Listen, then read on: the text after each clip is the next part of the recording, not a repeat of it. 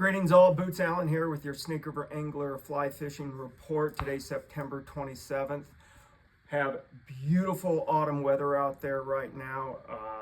Gorgeous foliage as well. Temperatures are in the high 70s, upper 80s. We should be seeing a recession in those temperatures coming up this next week. It'll be more in the 60s, but still lots of sunshine. It's beautiful weather. However, without some rain and precipitation, we're getting the fishing to be a little bit staler than it used to be. Still very much worth being out there, but you're just going to have to work for them harder than you have over the past 2, 3, 4 weeks. Flows from Jackson Lake Dam, they're now at winter flow, right in that 300 to 350 range. So that river's nice and low. Side channels have kind of constricted a bit. Very much worthwhile getting out and doing some wade fishing. Don't do all of this stuff from a boat.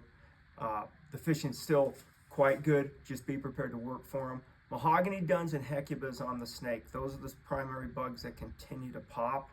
Rely on those.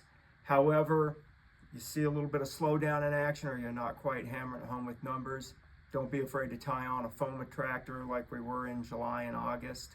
Get a dropper going off of that and start to pound that same water that you were with your mayfly imitations. Streamer fishing, bit inconsistent, but when it is on, it has been happening. Neutral colors and brighter colors is really what's doing it. You want to fish these on floating lines, perhaps short sinking tips in the INT to 3 IPS range.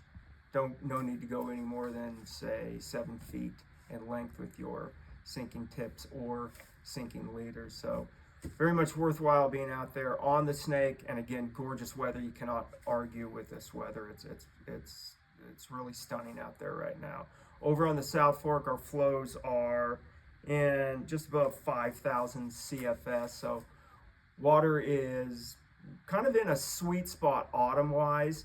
But like on the snake, we got this great weather in here. It's beautiful, gorgeous foliage over there right now with those big colonies of cottonwoods down in the canyon and even on the upper river. But be prepared to work for them as well. Personally, I think a streamer is the way to go right now on the South Fork. Again, bright or neutral colors. You can drift towards dark olive as well. Your moderately sized single hook streamers. Floating lines, but also hover lines would be worthwhile fishing on a streamer on the South Fork. Also think of a intermediate tip to a 3 IPS tip as you would on the snake. Not a ton of hatches, but we are seeing a little bit of a leftover PMD. We're seeing some of those smaller mahogany duns. That's probably the one we're seeing the most. Blueing olives just in bits and pieces, but those smaller flies are out there. So you see a pod of feeding fish, kind of get on that and stay on those pods of rising fish and use some of those smaller bugs. But streamers, and then also going with a dry dropper, perhaps doing tandem droppers off of it in that 3 to let's say 4.5 foot range. Flat Creek right now, midges are the thing that continue to pop. Still seeing some trico action there as well, but nymphs have been working better than anything else. The damsel and dragonfly nymph imitations, not quite doing what they were earlier, but they are, they're still working. But it's a good time to be throwing a smaller streamer as well, like a mohair leech or a woolly bugger or something akin to that. So think about that on Flat Creek.